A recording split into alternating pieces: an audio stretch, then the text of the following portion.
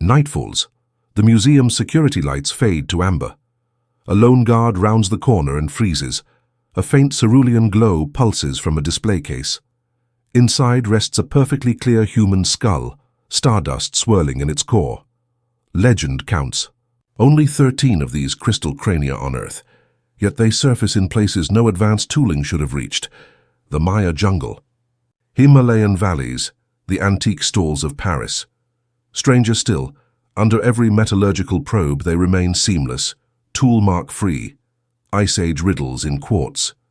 Tonight we will slip through the cracks of botched excavations, colonial treasure, hunts and esoteric archives to follow the trail of those 13 skulls. Are they masterpieces of a forgotten technology, or breadcrumb clues that humanity itself is foreign to this planet? Over the next 20 minutes, you'll hear field notes redacted from official reports, witness quantum anomalies under the microscope, and confront a question that could upend your sense of self. If these skulls are memory vessels, how do we learn to listen to the tales they carry? Fasten your soul belt. Let curiosity be the key as we push open the long-sealed crystal gate. Crystal skulls stepped onto the public stage in 1881 when an American curiosities auction electrified Paris. Dealer Eugène Bobin claimed his flawless quartz cranium came from the ruins of Tenochtitlan. Parisian tabloids preferred the lurid headline Aztec rain god's talking machine. 3 decades later, British adventurer F.A. Mitchell-Hedges announced a second find in the Belizean jungle. Its detachable jaw and rainbow sheen turned it into an instant media icon. Almost simultaneously, the British Museum and the Smithsonian quietly purchased their own specimens, listing provenance only as private collection.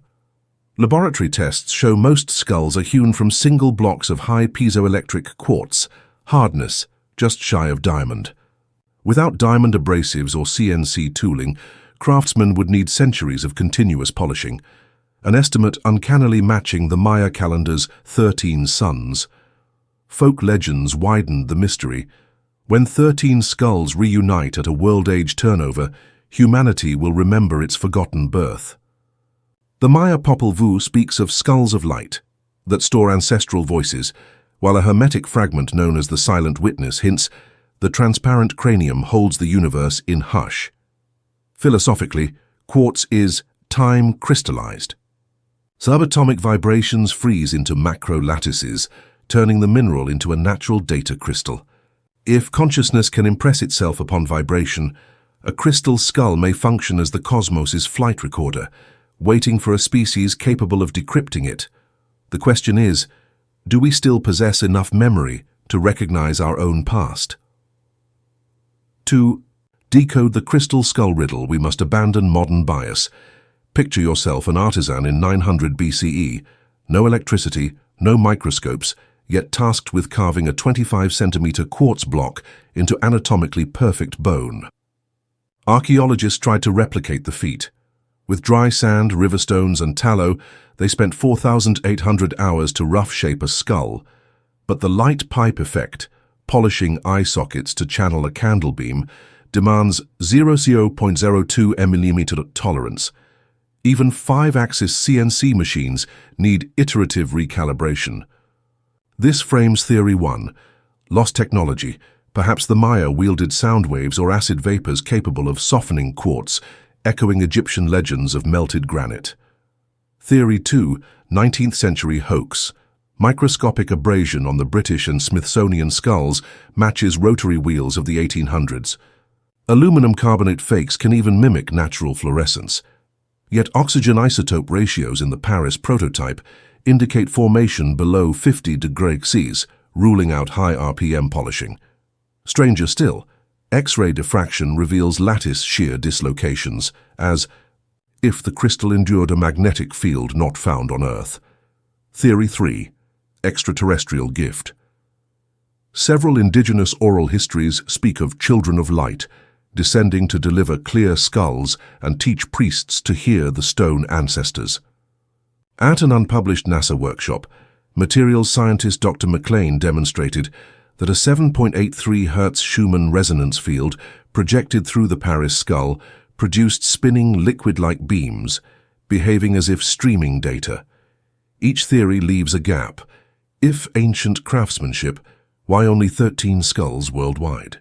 If Victorian fakery, why the quantum anomalies? If starborn offerings, why choose the human cranium, tribute to the recipients, or hint at their true birthplace? In the next act, we will press deeper into those cracks and let the crystal speak for itself. Treating crystal skulls as mere craftsmanship puzzles keeps us on the surface. The real shiver comes where semiotics meets physics. First, the number 13. In the Maya long count, it denotes the upper heavens and the closure of a creation cycle. In the Gnostic book of the cosmos, it is the shadow of the self-born God. Limiting the artifacts to 13 hints, they are keys to closing a loop, not curiosities. Next, biomimicry. Anatomists find the inner cavity is 1.618 times smaller than a human skull, a golden ratio reduction that lets sound form perfect standing waves. A discrete Cambridge paper showed that chanting the Popol Vuh in classic Maya, 111 BPM, into the Paris skull pushes that wave to a higher harmonic after 64 seconds, as if hitting an unlock frequency. Third comes data storage. Quantum.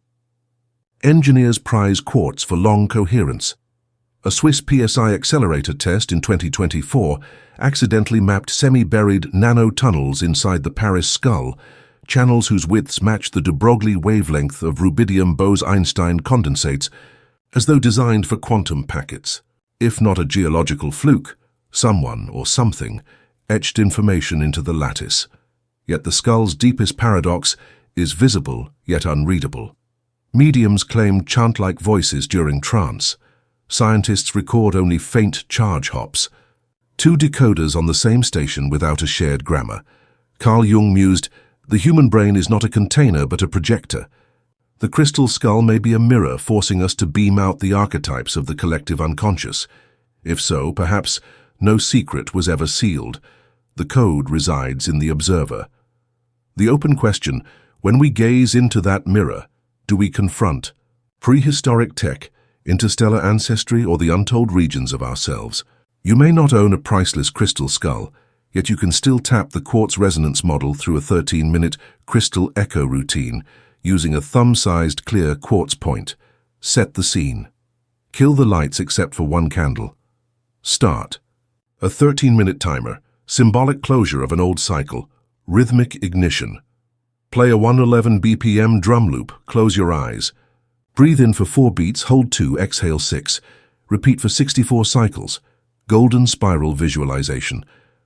On each exhale, imagine a golden helix shrinking from your brow into the crystal at a 1.1.618 ratio, syncing with your pulse. Ask and listen, silently. Pose an open question. What is my next study path? Then attend to sensations, images, or sudden memories arising from the quartz. Capture the echo. When the timer ends, jot or voice record everything, no matter how vague. Revisiting notes over 72 hours often triggers subconscious synthesis. Pitfalls to avoid. Expect no instant miracle. 0 sensations the first time is common. If headaches or insomnia occur, halve the duration and do grounding tasks. Barefoot walking squats. Treat the crystal as a loudspeaker, not a savior. Transformation demands follow-through in daily life. With repetition, you'll realize quartz is merely a magnifier. What it enlarges is the overlap of personal and collective unconscious, the very memory vessel the crystal skull legend hints at. When the final candle sputters out, the crystal skull remains silent. Perhaps because it has never waited for microscopes, but for a 14th guardian who can hear the echo inside their own depth. Tonight we trace the wanderings of 13 translucent enigmas, crossing continents, mocking time, standing both as prehistoric marvels and warning beacons that our birthplace may lie beyond Earth. The quartz refracts more than light. It bends our longing to reunite with the unknown. So the question returns to you. If dawn breaks tomorrow and a 14th skull manifests, audible only to one truly attuned, will you be the ear that hears it? Share your intuitions, doubts, or personal experiments below. Let fellow seekers compare notes.